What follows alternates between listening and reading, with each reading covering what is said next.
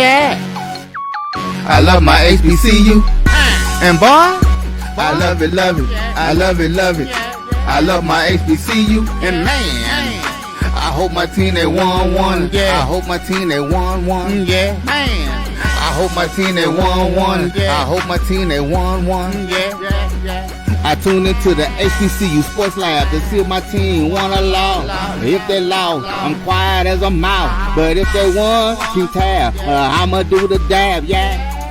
Dr. Cavil, he know what he be talking about. Mike and Charles, they know what they be talking about. They compress the analytic data with the hip hop. If you know them like I know them, they gon' tell you if your team, if they won or lost, and who the ball. So listen to Professor, yes sir, and pay attention, cause he gon' teach a lesson. This is Dr. Bill with Inside the HBCU Sports Lab with Mike Washington and Charles Bishop. Oops, not so fast. Mike is out on assignment, so we have none other than one of the biggest D2 gurus out there, not just in the HBCU space, but across the collegiate landscape. He follows all D2 programs and give you all the updates. And you can find all that information at d2football.com. So welcome to the show, Kris. Thank you. Glad to be here. Good to have you. You know he's a thinker and a scholar when he has a map in his back. Everybody else, we go with the football helmets, Legos. You know, you got your degrees back there, television set up. This man has a map. I'm kind of nervous. How you doing, Charles? I'm doing well, Doc. Doing well, but I guess doing about as well as I could be doing because we lost a musical icon yesterday. So, you know, man, it's been tough.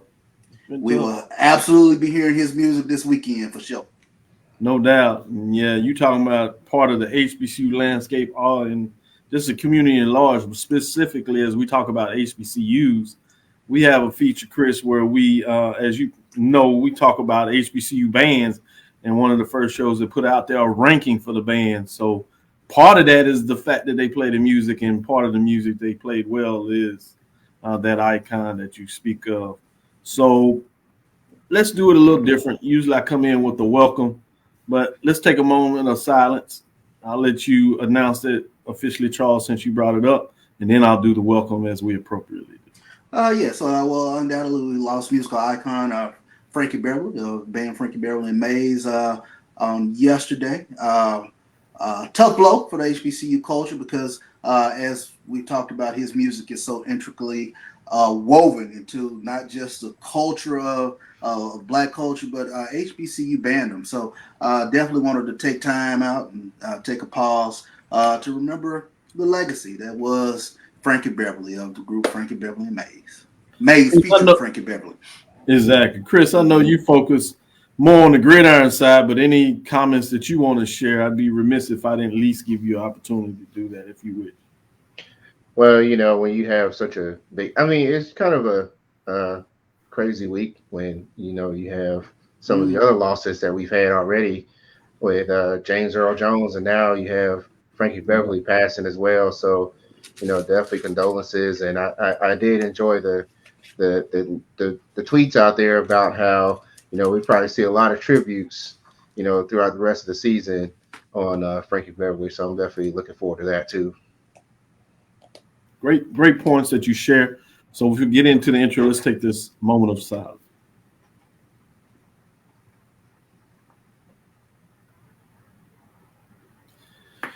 As we do on here, we like to acknowledge our ancestors as they become ancestors, our elders as well. We talk about the story, the business of HBCU sports, unlike any other, but we get into the talk as well. Just always providing a different perspective. So we hope our listeners, they seem to enjoy that as well. Welcome to episode 546 on Inside the HBCU Sports Lab radio show and podcast, the show that's covering the sporting HBCU diaspora, all things HBCU sports from institutions large and small. I remember Barack Obama talking about, never mind. I'll leave that alone. From NAIA to the NCAA, we share insights and information on HBCU sports. And I say former President Barack Obama. Let me put the title on it. Respect due. HBCU sports culture, HBCU athletic aesthetics to facilitate the story of HBCU athletic programs and the business of HBCU sports. Simply put, Kris, Charles, we call it HBCU Sports Pedagogy. I'm your host, Dr. Kenyatta Cavil, along with my co-hosts, Mike Washington and Charles Bishop. Again, Mike is on assignment. He did not turn in a leave form, so he gets doc pay this time. We're going to make sure that the first rounds are on Mike. Charles, you don't have to worry about it. I'm going to tell him, so you just have your glass ready. Exactly. We're filming from our home studios and sending a signal live to KCOH 1230 AM studios with the Texas Radio Hall of Famer, multi-Hall of Famer Ralph Cooper, and beautiful home at Texas Southern University from Houston, Texas. Kris, we hadn't had to formally meet in person, so I don't want to insult you. So I don't know if you every once in a while spoil yourselves in the sundries beyond just the average drink. It doesn't matter, whatever it is. Next time we catch up, I owe you one. Your choice. You tell me what you like. Just to say thank you for providing the quality of time and information you do in general, but specifically on the show with my listeners. Yeah, I appreciate that. And most people that have been watching a couple of shows know I'm really big into wine. I've got a level 3 certification and that I did this summer as well. So it's a big hobby of mine. So definitely into wine these days. Yeah, I thought I'd put that out there a little bit. I didn't want to spoil it for the listeners, but I know it out there. That's my piece, because the one on assignment, he thinks he's a wine connoisseur. So I don't know if he had the test like you have. So now we can kind of push this to the side and say, watch out for your chair. You keep playing around, brother. We got you. So trust me, I got the next bottle of glass on myself, and we'll all toast appropriately. Hopefully it's after victory, as we say on the show. If not, you're going to have to be quiet today. Today's episode of Inside HBCU Sports is sponsored by THD Agency LLC. THD Agency is a company that provides sporting and educational consulting data analytics. My friend Charles, what news is on your mind for today? Yeah, well, we talk about the business of HBCU sports, and I found this very interesting today.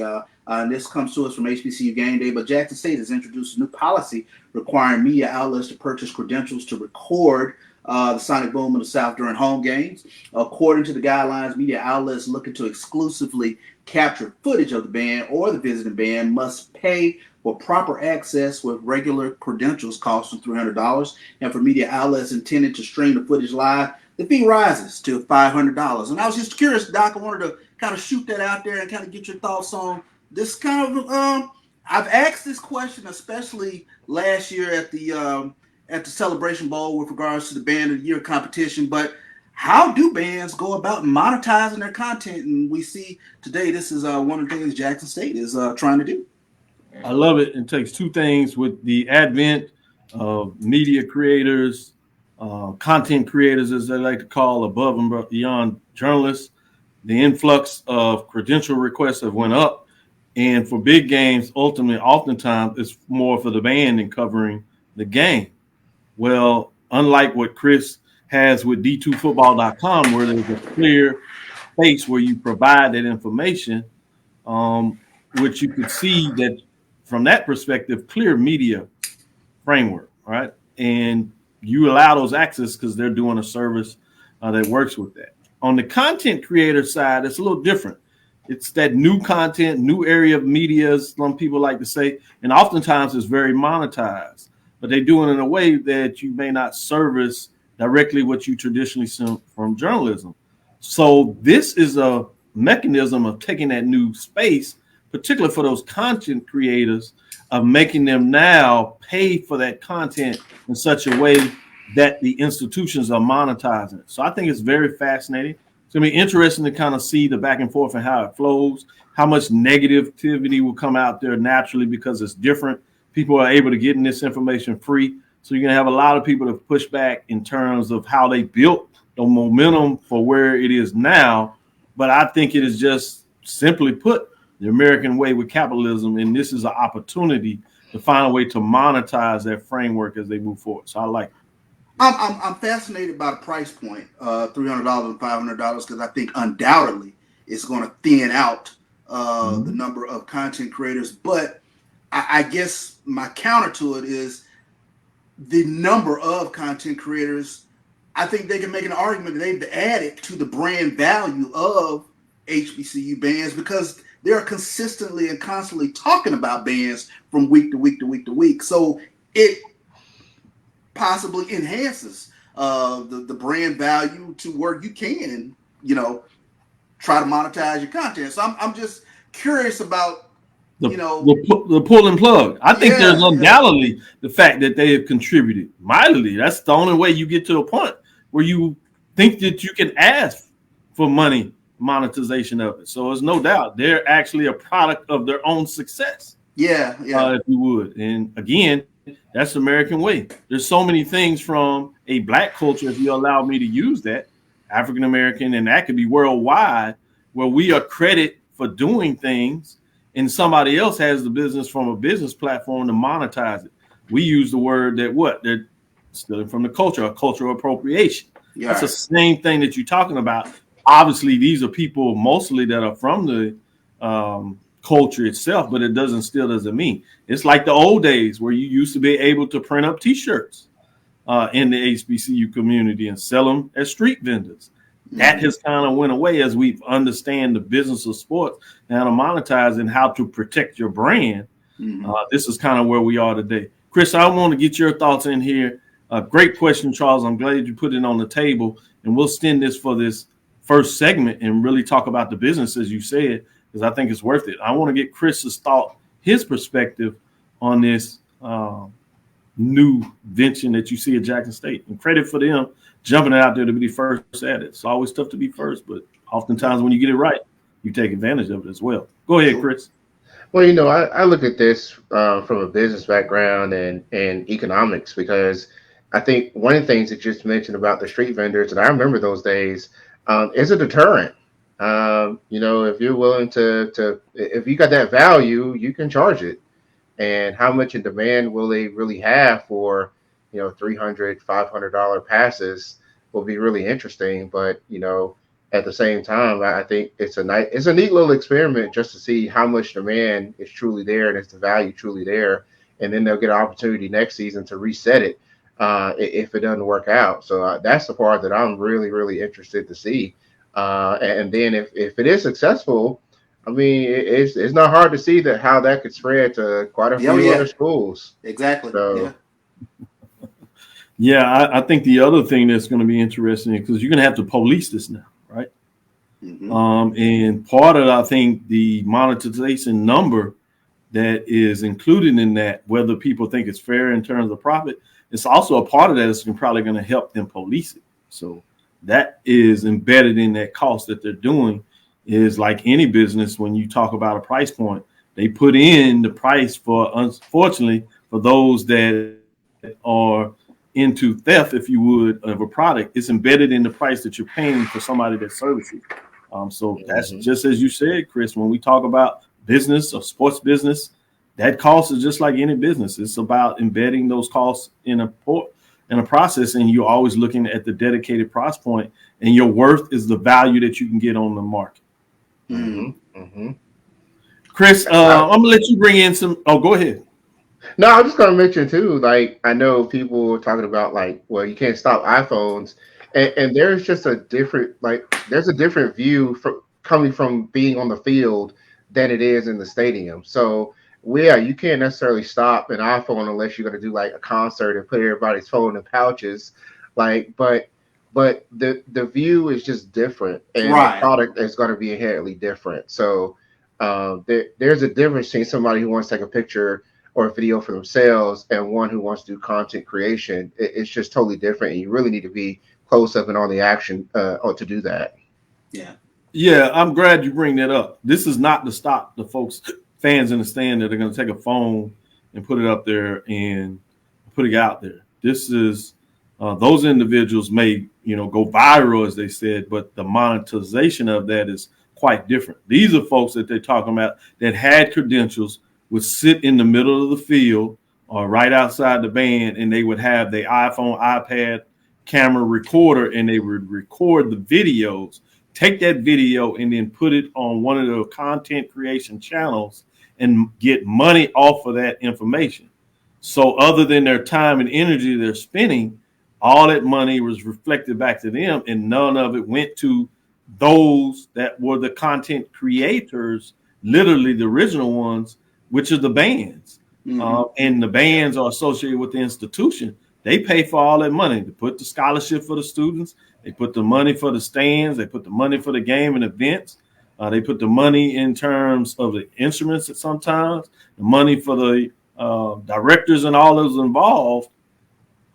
And then you got an entity that is making money without investing in the product that is providing them the opportunity to make the money.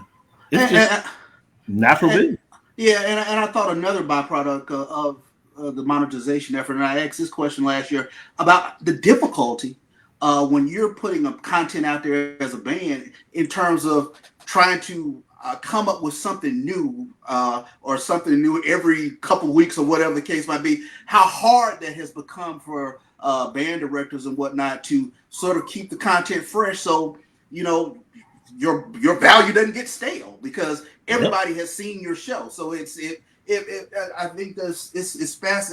It's a fascinating case study, Doc, that I had to put out to my students today because I'm curious what their thoughts were. Oh man, I can't wait. Make sure you give us an update next week in terms of when they respond, and we can get a framework for students and how they think about this. Let's take our first break. Come back on the other side. It's time to release the mid-major rankings, and you know I got to see what Kris has to say about these rankings. It's voters. It's a computer component of it, and so it's fascinating when people come in. Some love it, some hate it, always all around. I want to see what the guru, if you would, D2football.com, thinks about my major division HBCU football poll in week number 1 for the Division 2 division. Please note, this will be the last day at this time that we are presenting our poll rankings on Thursday. We are shifting. We will release the major division on Sunday morning when we do our recap and enter into the new week. That means we're able to move mid-majors to Tuesday so we can get that information out much earlier for those that want to use it. So I think this will be a great thing to follow. Hopefully the SIDs, some people like in the media, like Kris himself, will consider taking these poll rankings if they don't already use a HBCU poll themselves and help us push this in terms of marketing, not just for me, but for the fans and the programs so they can rightly get the spot they need in terms of whether they're, especially when they're doing really well and ranked high in these rankings. With that, we've spent a great amount of time on this first segment, but it was really important in terms of introducing this business side. Turn around and we'll be right back with these mid-major rankings. Choice Hotels is a family of brands that helps you get the most for your money so you can be any traveler you want to be. You could be a free hot breakfast hero at a comfort hotel. Yes! That's how you waffle. Mr. This Script got a plot twist at a Radisson hotel. A business big leaguer. Go for key. Even the ultimate pool float inflator. With 22 brands and the best value for your money, Choice Hotels has a stay for any you. Book direct at choicehotels.com, where travels come true. Gotta get the corners.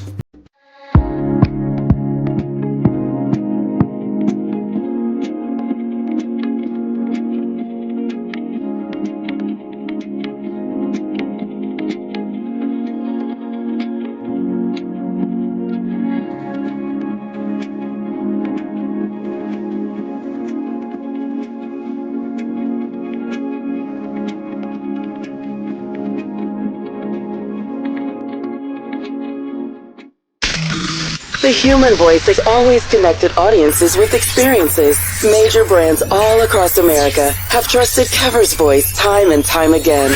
Conversational, powerhouse, intelligent, and sincere. That's the voice you need for your creative marketing process. KEAVERSVOICE.com. CAVIL'S Voice, CAVIL'S Voice, CAVIL'sVoice.com. Always on, all the time. At AutoMasters LLC, our mission is to serve our community by providing quality automobiles at affordable prices. All of our vehicles are inspected and certified to offer you the confidence in knowing you have a quality vehicle. Our goal is to provide you with a seamless process and positive experience for your automobile purchase. Financing recommendations and specific vehicle inquiries are available at your request. You can find us at www.automasters06.com and follow us on Facebook and Instagram. Also, Please feel free to contact Terrence Miles at 601-927-7794. And oh yeah, tell him Sonia sent you. Compress the analytic data with your hip hop. If you know them like I know them, they gon' tell you if your team, if they wanna lose, and who the ball. So listen to Professor, yes sir, and pay attention, cause he gon' teach a lesson. This is Dr. Cavil with Inside the HBCU Sports Lab. Remember, next Wednesday, we have a special version of the show led by Roy, where we're going to be talking about some more HBCU sports, the business side of it. So tune in at 9 o'clock Central, 10 o'clock Eastern. We'll give you that information. That's 9 o'clock Eastern, so that's 8 o'clock Central, providing answers to the questions of how do we increase HBCU athletic revenues.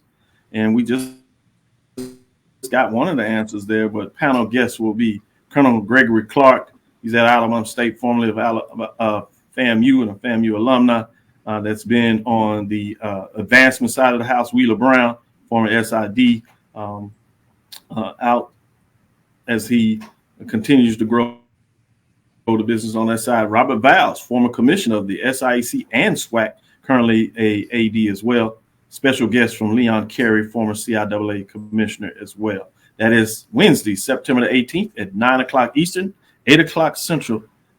Join us and see what you think about the comments we make on that. Obviously, Roy will be leading that show to provide this additional context. With that, let's get into these poll rankings. Let's see what we got. Dropping out this week in terms of that major division was going to be Edward Waters. I think we got the wrong poll ranking there. Let's go back to the PowerPoint that we had. But I'll get into some of this as we pull that back up. We have Edward Waters dropping out.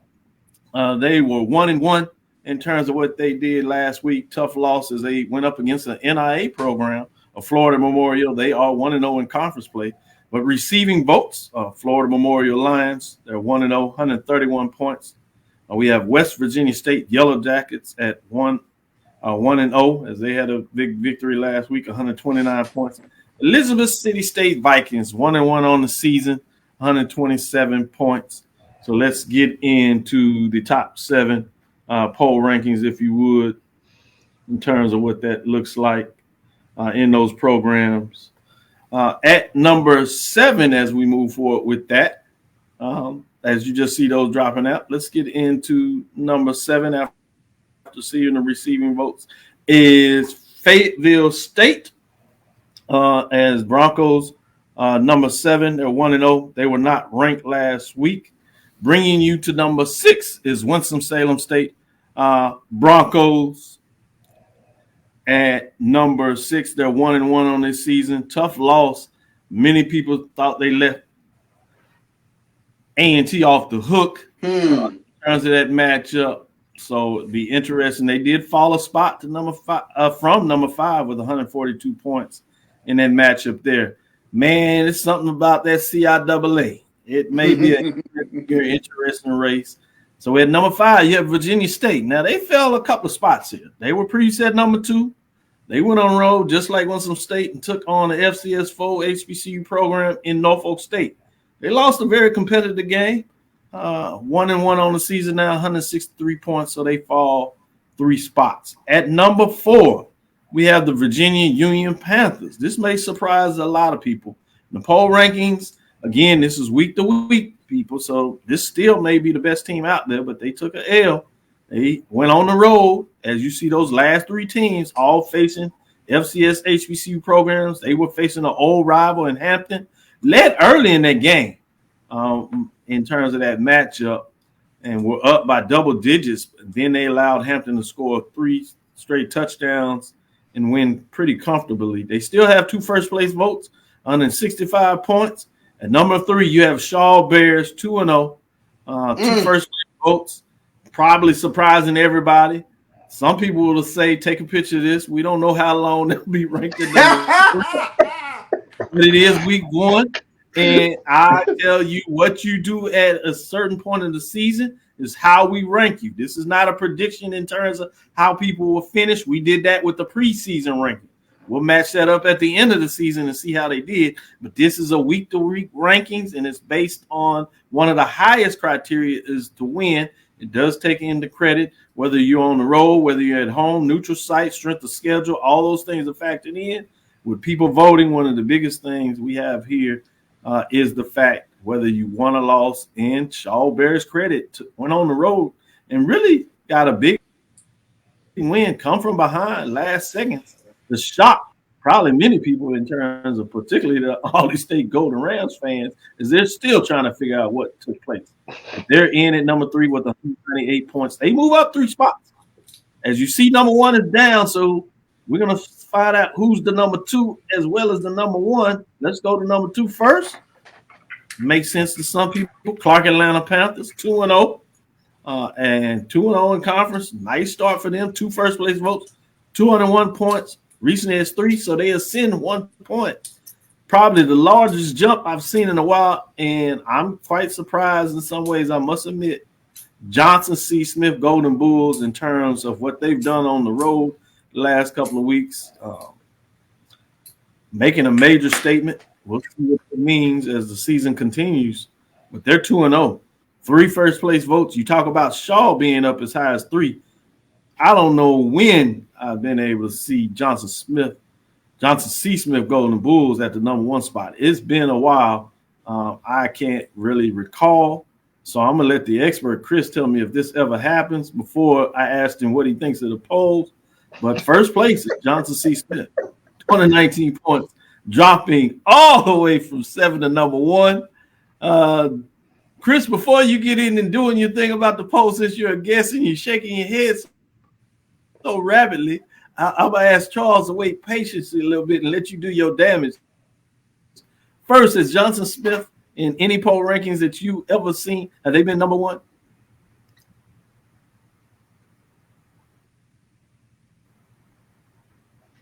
Go ahead, Kris. I haven't ever seen them number 1. I mean, like just in general. Like, no. I mean, Charles, he had to take a pause. He wasn't even sure how to answer that. Exactly. No. It's amazing to watch, but no. Yeah, this is the first. It is different seeing that helmet up there at number 1. Like, wow, look, it's really there. Yeah. Yeah. This is really happening. So what do you think about the poll rankings? Well, I mean, I think Johnson C. Smith is definitely worthy of the conversation for what they've been able to do first 2 games into the season. Just like Shaw knocked off Albany, JCSU was a bit of a surprise to knock off Tuskegee. And so, it's one of those things where it's like, okay, I can kind of see that. I can kind of see that. And yeah, Virginia Union, who I think a lot of people will still probably consider 1 or 2, that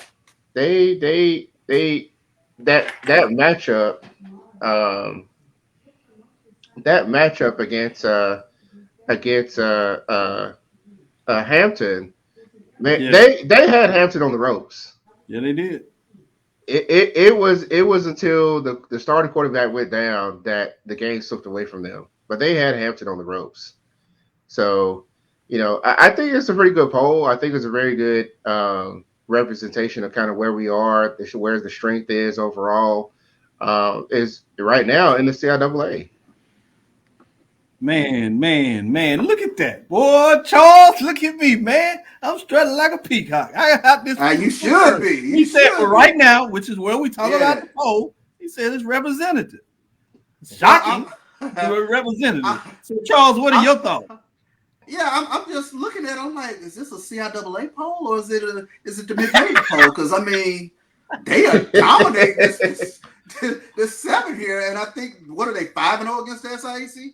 Yes, 5-0. Wow. And up and down the conference too. I mean, when Shaw took down Albany, it was like, man, that's a wrap. Like, they can't say, oh, what if our best and your best match up? Well, if Shaw ends up not being the best, they knocked them out. I mean, what do you really say?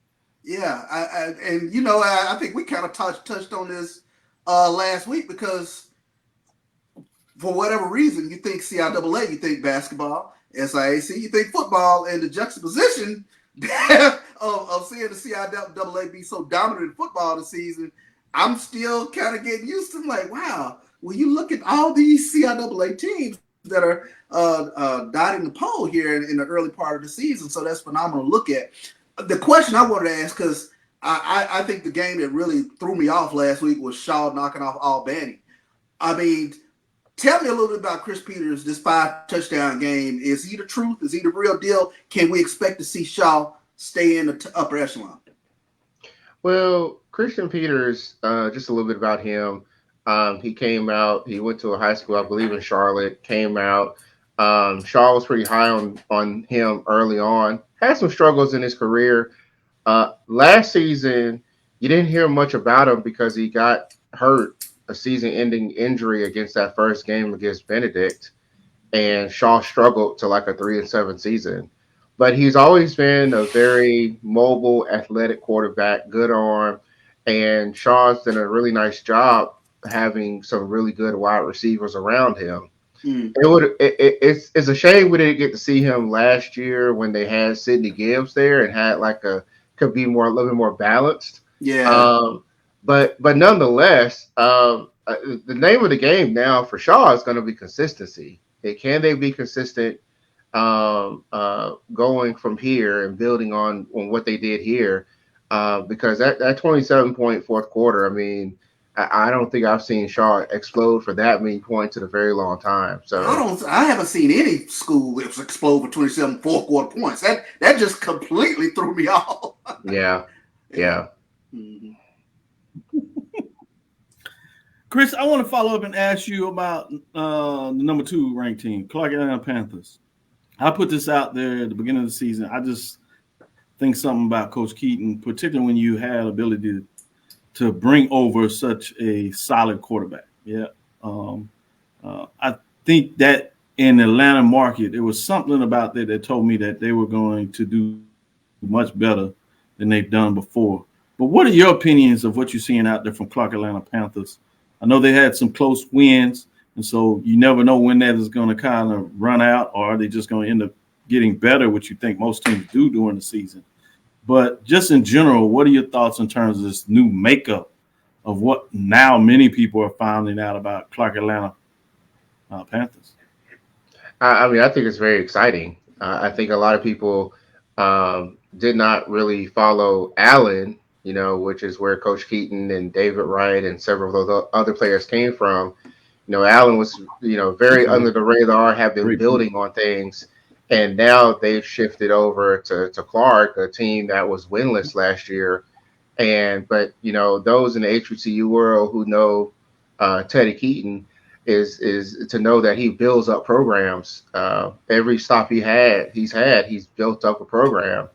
And it just feels like he's on an accelerated schedule right now with that building. I think he tried to throw us off the center of the trail before the season started, but people kind of knew better. And I think you kind of saw David Wright come back down to earth a little bit after Fort Valley. But they still found a way to persevere, and that's what good teams do. And so I think it's really exciting to see what they're doing and see if they can continue on the pace that they're on right now. So good stuff. Let's take our next break. We'll come back on the other side and we'll talk about some key matchups. We'll focus on the Division II matchups, but we'll throw in a couple of key matchups that focus on Division II versus FCS.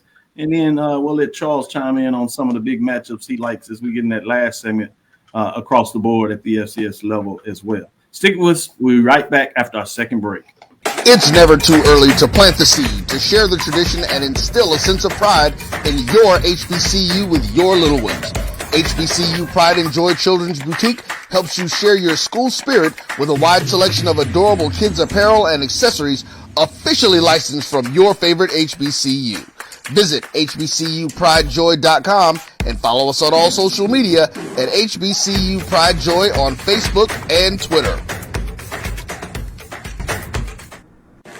Supermarket sushi, really? No. Wait, Troy, you work here? I'm never not working. Like Head & Shoulders Scalp Shield technology, up to 100% dandruff protection, even between washes. Never not working, huh? Oh, Troy, you're such a good teacher. Yeah, I know. Never not working. Never not working.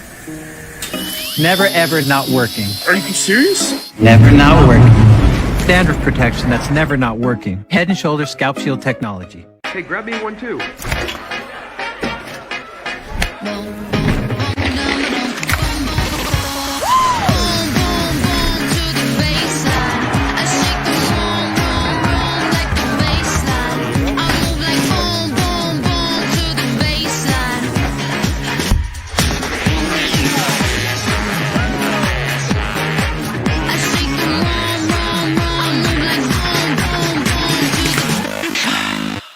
Compress the analytic data with your hip hop. If you know them like I know them, they gon' tell you if your team, if they wanna lose, and who the ball.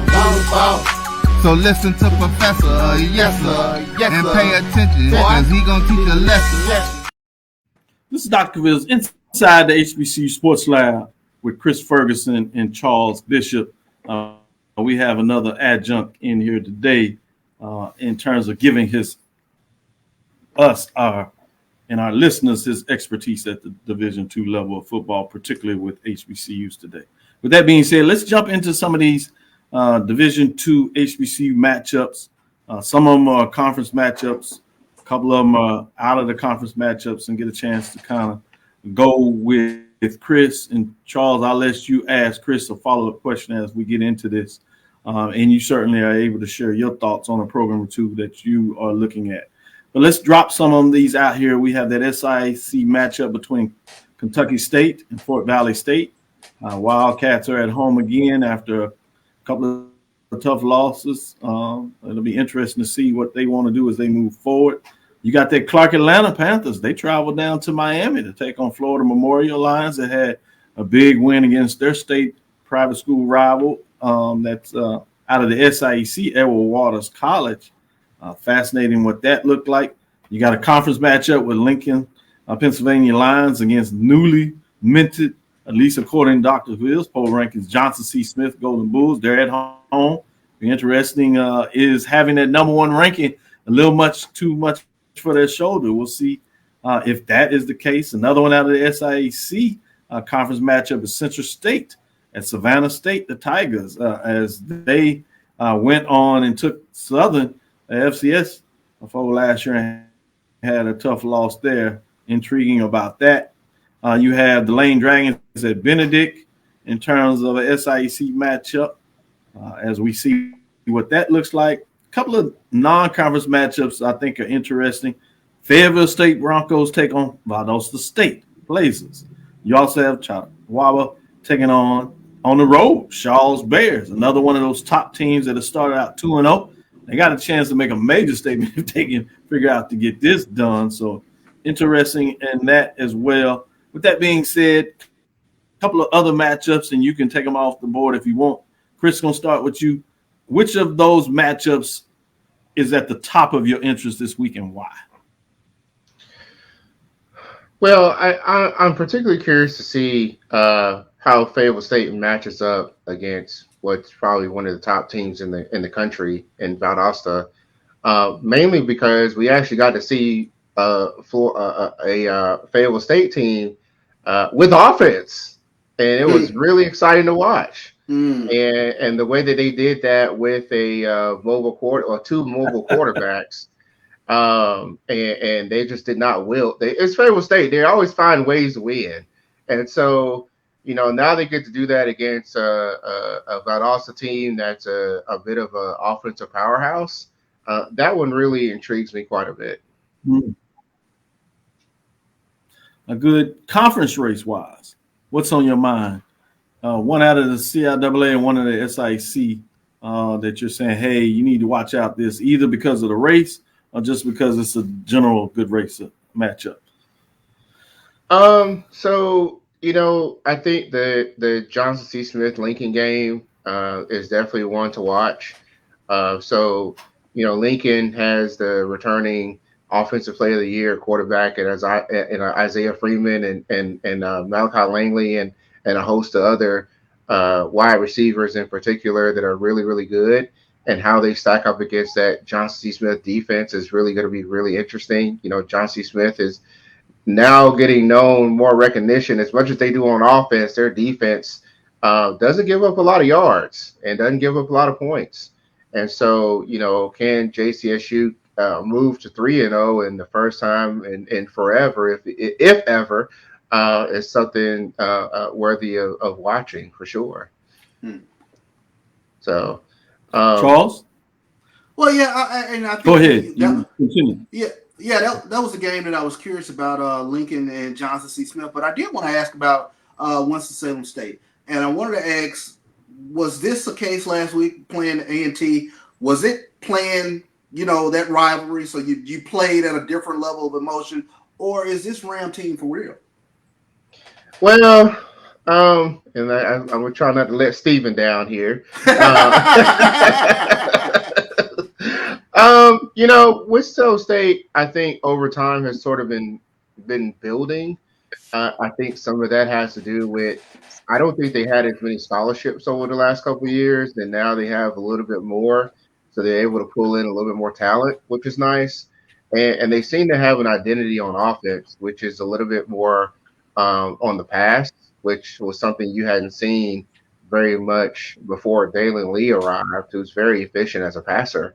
And so I think that Winston State is better than what people realize. I really do. I think that the game against A&T was not a fluke. I think it's more of they're still struggling to close out close games. But I don't think that was playing up to their the talent. I think A&T quite honestly played down to Winston State. Charles, I'm gonna ask you this: what game is on your mind that piques your interest at the D2 level, that keeps you saying, "Hey, we need to keep our eyes on this," and why? I'm curious as to whether Clark Atlanta, if they can keep the momentum going. They go down to Miami this weekend, and you mentioned a little bit of an off game for David Wright this past game, but they were able to pull it out. But I'm just curious, when you take it on the road, what Clark Atlanta team will we see this weekend? So that's one that has piqued my curiosity. Trap game. Yeah. That's. Would you say, Kris? Trap game, but I wouldn't. Trap game. Yeah, it certainly is. That's why I think it's unique if we can get these poll rankings out there. I think it sets up for some momentum. And I wonder, obviously, coaches do not focus on this, but players were, and particularly if it was out there. Because essentially this would be a 2 versus 8 matchup. And think about how that creates a whole different context of a game of people's interest when you say, hey, the newly ranked number 2 team is on the road at number 8. Now you're talking a matchup really where number 8 is saying, hey, we get a chance to knock off number 2 in terms of these rankings for HBCU superiority. Obviously it's this poll, but any poll that SIDs decide to kind of link to their institution, think about how you can put that and market it. And now you have still the heightened sense of pride for Florida Memorial to knock it off, but you change the idea of this being a trap game, right? Because now you get a reason to focus your players, not so much that you're number 2, but the fact that you're finna go take on number 8, and they're going to be ready for you. That's why I think you see a difference at the Power 4 levels when we talk a little bit sliding back into the business framework of how do you create a program or revenue driving mechanisms to create the interest that drives those numbers, whether it's about the band matchups, as we see the release of the HBCU National Band Championship coming out today. Those kind of things are fascinating when you look at it. Kris, any thoughts on that framework? Well, yeah, I think that when you're looking at it from that lens of 2 versus 8, it's definitely. I think it puts a lot of respect on both teams, and I think it also highlights Florida Memorial because you don't hear a lot about them being in the NAIA, but as we kind of learn across the Division II landscape, the NAIA folks can play with Division II and play at a pretty high level. So I think that's why I think that Clark cannot sleep on Florida Memorial because they will be sent home with an L if they do that. They'll be headed back to George, singing a different tune. Huh? Charles, what do you thought about that thing I said with the net? Long bus ride, particularly after taking an L. But we always talk about the business, and we kind of discuss this, and you've quietly pushed this behind the scene as we've discussed it, reaching out to SIDs, trying to get them to understand why it's important to frame this. So if you would open up and maybe tell our viewers what is the context of what your juxtaposition of doing that is. Well, you go into a game, and I think it does something for the psyche of the fan base to see some rankings sitting out there, and especially when there are multiple outlets, especially our outlet that has been doing this for quite some time. It adds a level of intrigue, and you can sell a few more tickets. So that's why I've always been pushing for SIDs to include inside the HBCU Sports Lab. Dr. Bill's inside the HBCU Sports Lab with regards to poll ranking, because if it does something psychologically when you see 8 versus number 2, 7 versus number 1, whatever the case might be, that's huge. And think about that. It really doesn't matter whether that's within a district play, top 2 teams coming together, or 1 versus 3 in a district, or if it's state when you're talking about 1 versus 3, or out of state national when one state is crossing the other and they sell on ESPN. This is high school football, right? But notice how they market in terms of now creating these brands for high schools. But the thing they signature out is because they have these poll rankings, right? That tells you that these are the best teams. We'll find out on the team whether it's accurate, but going into it, they'll tell you, hey, this is the number 1 team and the number 3 team is taking on to them. It takes a whole nother platform what that looks like. Yeah. Obviously, you see it even at the highest level NFL. They'll tell you this team is 2-0, or they're leading this division, playing against this team. Or if you happen to have cross division matchups, number 1 team out of the AFC is playing the number 1 team in NFC. See it in baseball. So it's all over the marketplace. College. It makes great business sense. I mean, when you talk about an AP poll and a coach's poll, it makes just good business sense when you see that number sitting in front of that team, and it creates more intrigue, more curiosity. Like maybe this is a game I either need to tune in to, or I need to get over there too. So I think I'm continuously reaching out to SIDs, pushing the poll. Yeah, thank you for that. And Kris, thank you for providing an outside perspective of saying, hey, both on your early conversation with D2s in terms of understanding the band, but then showing another framework where the business side of this is really important. And then give us some insight in terms of breaking down these matchups. We're going to take our last break. We'll come back on the other side, and we'll talk about some of these matchups that feature D2 programs against FCS HBCU programs, such as Ezra Waters at Alcorn State, Morehouse at Howard. I'm not sure how long we have to talk about that one, but it is a matchup. In some ways, we'll get to it. And then we'll get into some rivalry and classic matchups at the Fs, and we'll let Kris show his capability to go outside of the D2 framework and what he knows about the FCS. He's not just cornered by that market. Don't get fooled. He knows all these sports, and he can give you information on all sides. So we're going to let him show out a little bit and show how talented he is. So we'll be right back after this last break. We'll come back to the other side and talk about a couple of more key matchups that you should consider this weekend. It should be intriguing as you have week number 2 at the major division level and week number 1 at the mid-major level. We're early in the chapter of this 2024 book, but things are just getting interesting, and they continue to do so. Stick with us. We'll be right back after this last break. If you think all pads are exactly the same, think again. This is Always Ultra Thins reinvented with the Always Triple Protection System.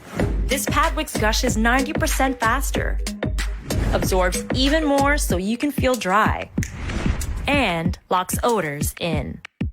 Rethink your pad for up to 100% leak-free and odor-free comfort with the totally reinvented Always Ultra Thins. This is always like never before. The CAVIL Group is a Florida-based marketing and training consulting firm. We help businesses communicate to their target audience and engage them in conversation. We also help to expand their audiences, which will ultimately result in growth for those organizations. In addition to being a certified constant contact specialist, my colleagues and I are also certified in John Maxwell Leadership Principles. We use these proven principles to conduct workshops, training, and private coaching sessions for individuals and companies looking to take things to the next level. Contact us to schedule a free consultation. Issues today, don't delay, call CAVIL. Nope. Nope. Come on, him? Ooh, I like him.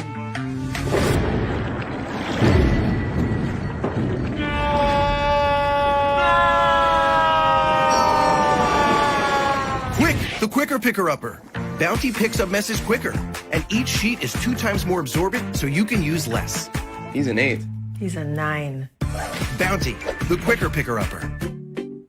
This is Ryan Fulford. AD Drew and I are co-hosts of the BCSN Sports Lab. We talk about all things related to HBCU athletics. From the games, teams, coaches, and fan interest stories, we cover it all. You can find our shows on Facebook at BCSN Sports Lab, YouTube at MyJBN Online, and everywhere you listen to podcasts like Anchor, Spotify, Google, and Apple Podcasts. You can also find the show on the Jericho Broadcast Network's app. Make sure to download. We look forward to you joining the conversation and being a part of the show. Compress the analytic data with your hip hop. If you know them like I know them, they gon' tell you if your team, if they wanna lose, and who the ball. So listen to Professor, yes sir, and pay attention, cause he gon' teach a lesson.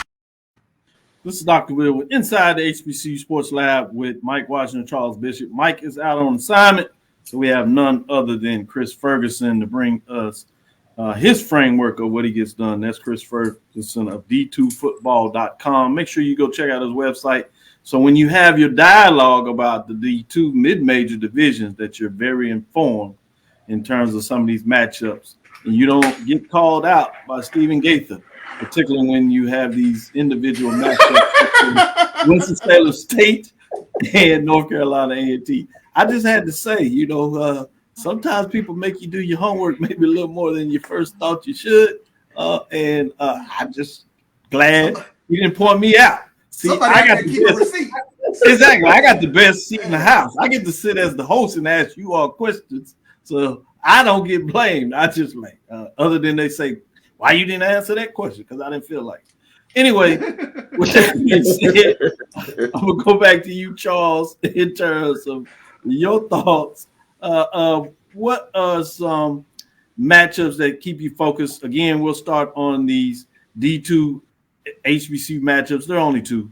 So we can go back and you can spin it however you like. Morehouse at Howard in New York, Everett Waters and Alcorn. I'm probably a little more fascinated about the second one, just because Alcorn has played some games that you can't maybe tell what they are. Everett Waters obviously had the big win. It was against Morehouse, ho-hum. Had a tough loss against a rival. It is what it is. But what does this look like in this matchup? Of the 2, anyone intrigue you more? And you can talk about either. Yeah, I think Everett Waters' Alcorn game intrigues me from the standpoint of I don't know what Alcorn is yet because they played 2 FBS opponents.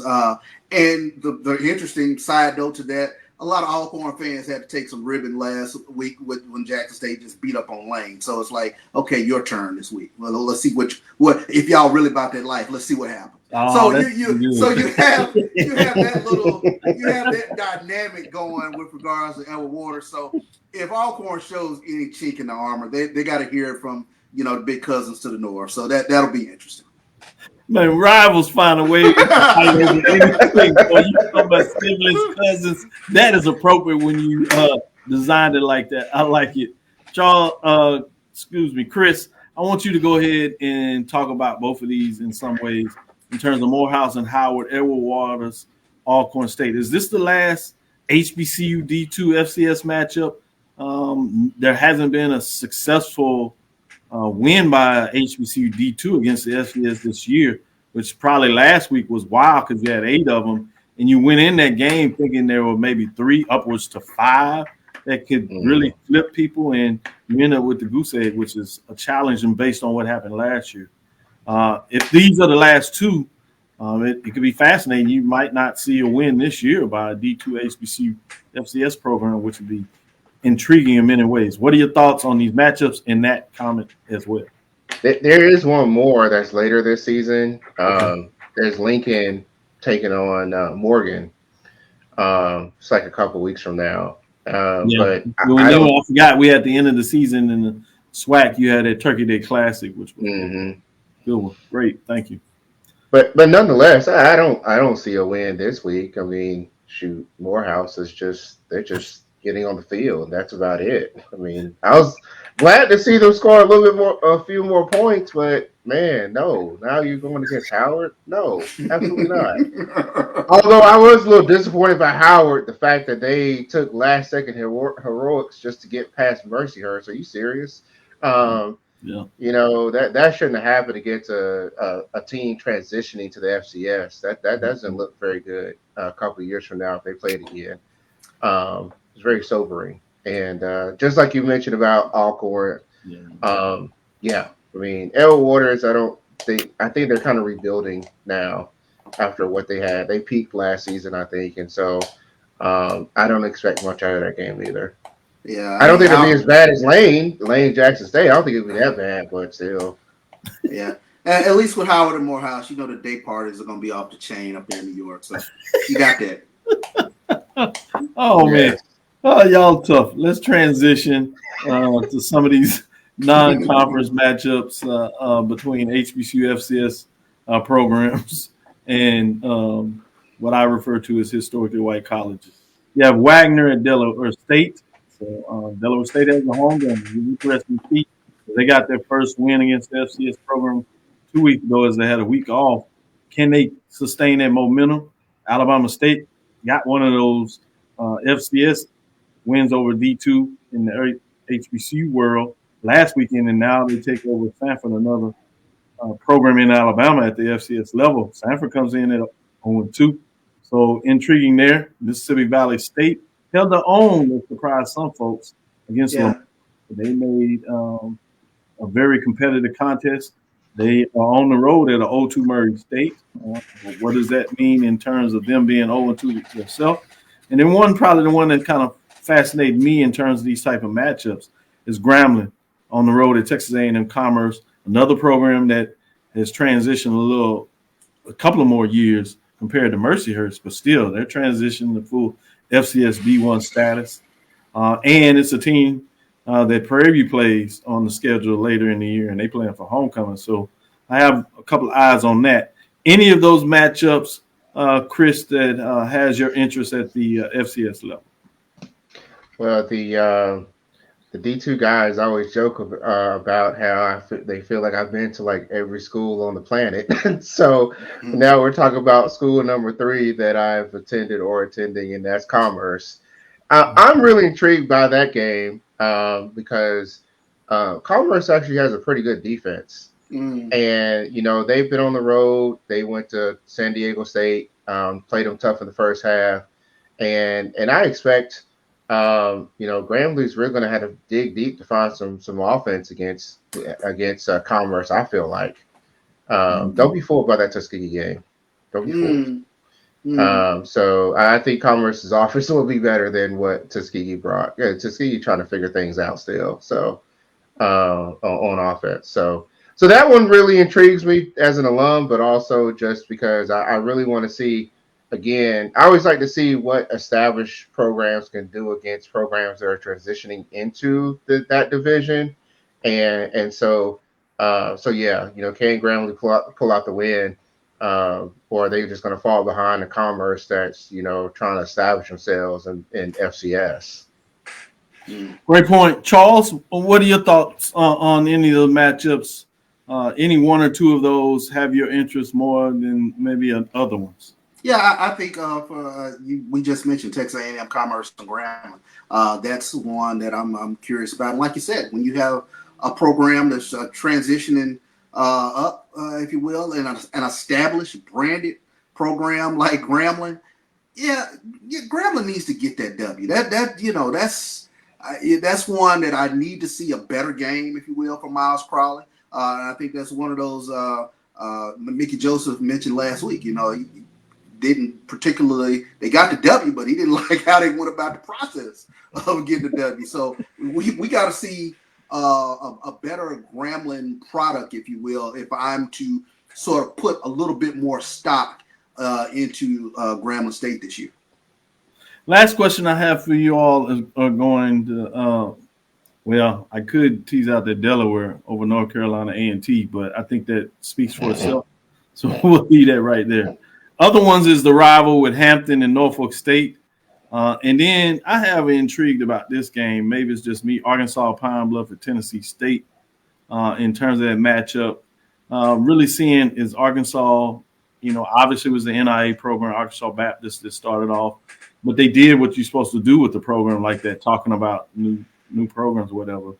And they played this game tooth and nail last year, and they weren't as good as people would have liked them to be.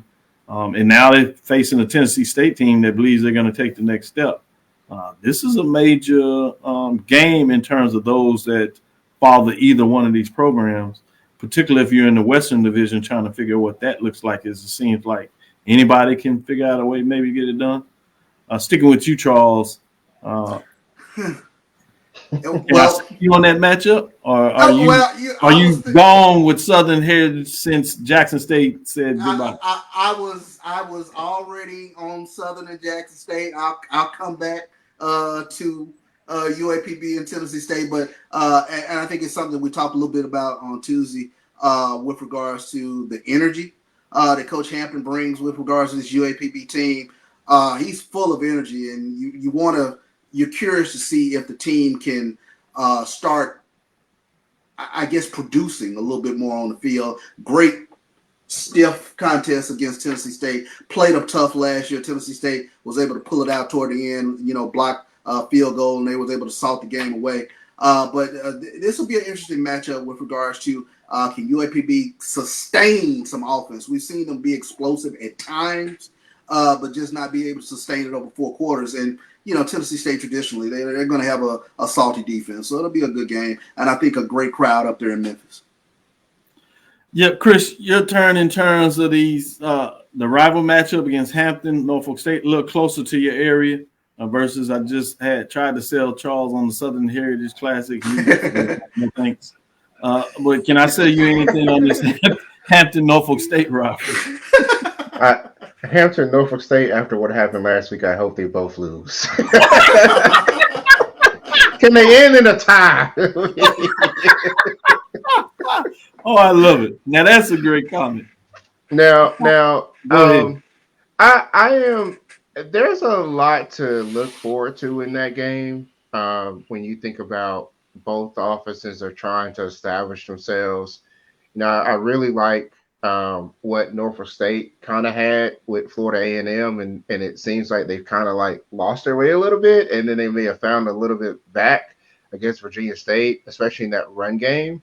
And I think they're still trying to get Jalen Daniels a little settled at the quarterback spot because he wasn't expected to start this season. And so I'm looking forward to that from the Norfolk State side, and I think they're that seat that Dawson Odoms is in is pretty hot right now. And then on the other side for Hampton, it seems like maybe they found a little something in the passing game as well. But consistency, it just seems like they're still a work in progress, and I would expect them to be a little bit further than they are right now. So I don't think this is going to be a high scoring game, but I think it's going to be a pretty good chess match, and And rivalry games are just always fun anyway. So I still think it's a must watch. I agree. Last one, I'd be remiss since I gave Charles a hard time about and couldn't get him on the Southern Heritage. He wouldn't not bring me back on the show, my own show to host, if I did not talk about Southern traveling to Jackson State. Both teams come in at 1-1. Jackson State, like you said, has their chest all out as they got to beat up on Lane. Southern took a little while before they put it to Savannah State in terms of getting their win. And so there's maybe some question marks down there, but it's something about a rivalry that gets it going. Charles called it a close one already. I think Jackson State is going to pull away in the third for myself, but I'm going to let Kris go last. So, Charles, any final thought that you want to share in terms of the Southern matchup of Jackson State? I was scheduled to be there somehow in terms of my ability to schedule. I scheduled, Kris, check this out. I scheduled the plane flight. I scheduled the rental car. I had the website, and Charles told me the perfect place to get a room. I had it all set up, picked the days in there, and somehow I got distracted at that time and did not push reserve. So now I do not have a hotel room. I look back over there at the thing, and I see it exactly. Everything in there, the hotel, city, and everything is there. But now I went back to quickly try to push go, and they said, no, thanks, we're sold out. Wow. Man, wow. Yeah, that sucks. Yeah, that's rough. So Charles, you're a man in high demand. That's the thing. You're a man in high demand. I try not as much as you are in terms of what you do. As you said, that's 3 schools we talked to, you travel to. I'm trying to get on that level because I have to have Southern in Jackson on my bucket list in terms of things to do. And I was this close to planning to get it done. Charles had set up a great weekend for me, as he always do. And the people in Jackson are second to none in terms of their hospitality, particularly when they appreciate what you bring to the table. They'll let you know if you don't either.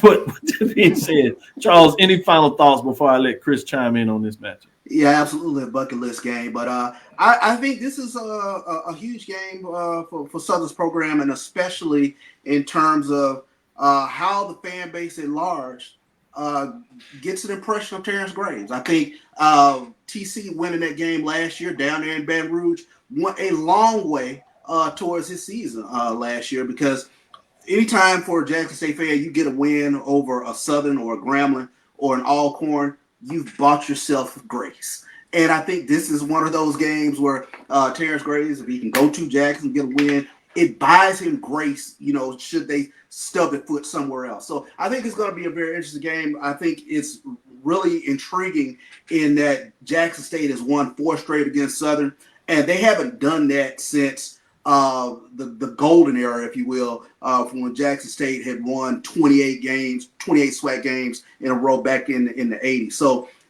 Southern, can they go into Jackson and get this win? It'll be very interesting to see, but nothing intrigues a fan base like the number 2 quarterback, and Terrence Graves' name is Zay T-Set, the number 1 this past Tuesday. I think that put a few more RBs on the road in terms of the Southern fan base getting up to Jackson this weekend. And the weather has cleared out. I talked to my mom that the bad weather sort of missed Jackson. So I'm looking at the forecast now. It's going to be October-like weather, 67 degrees. So, yeah, bucket list, Doc. Yeah, I don't know what to tell you. Man, y'all going to have me sleeping in the rental car. Trying to figure out. Back in my college days, hey.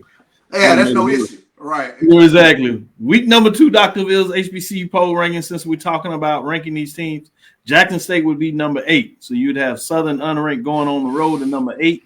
Fascinating matchup. I'm going to let you end it right here, Kris. Tell me your thoughts on what people in this southern part, the SWAC part of the world, think is, particularly when you ask Jackson State and Southern folks, the most important game out there in the business.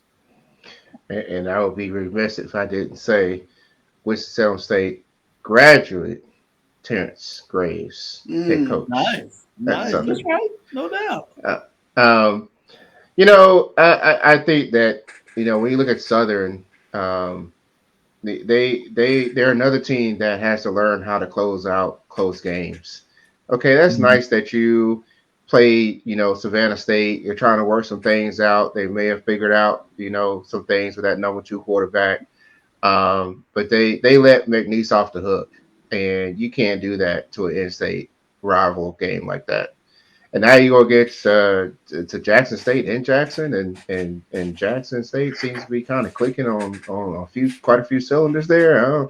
Ooh, that's a tough one. So yeah, I like Jackson State in this game. I really do. I think Southern still got some ways to go, but I mean, rivalry games, you never know. Something can happen. You never know. And Doc, I always throw the caveat out there. It's affectionately called Boombox Classic. Shout out to Gerard Howard, who named this. It's not a real classic. Gerard Howard, he told us a story here on the show. He was just happening to name a file, who is a founder of marchesport.com. He named the file Boombox, and it's just taken off from there. So some people still think that it is actually a classic. It's just a good old-fashioned rivalry. Yeah, they were arguing about that on HBCU Nightly, and I just laughed. I was like, man, y'all other games you can talk about the swag and their classics, but this one you might not want to do that because people are going to be like, you don't have a clue. With that being said, Kris, appreciate your love you provided. This is a great information. Again, go check out Kris Ferguson in terms of what he does, d2football.com. He's also on Twitter, as I like to call it, and now X. You can follow him on that. He keeps you updated Saturday. Most people say he's one of the businessmen in the business. So if you're trying to figure out those updates like I do when I need to get on some shows and figure out what's going on in the landscape. So as a host, I look like I know what I'm talking about in terms of both the major division and mid-major landscape for HBCU programs. This is one of my go-to guys. So I appreciate what the work you do. Continue to great work. Thank you for listening to Inside the HBCU Sports Lab.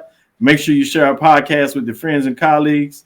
I am Dr. Kenyatta Cavil, the Dean of HBCU Sports, coming from inside the lab in the College of HBCU Sports with Mike Washington, Charles Bishop, and today, Kris Ferguson.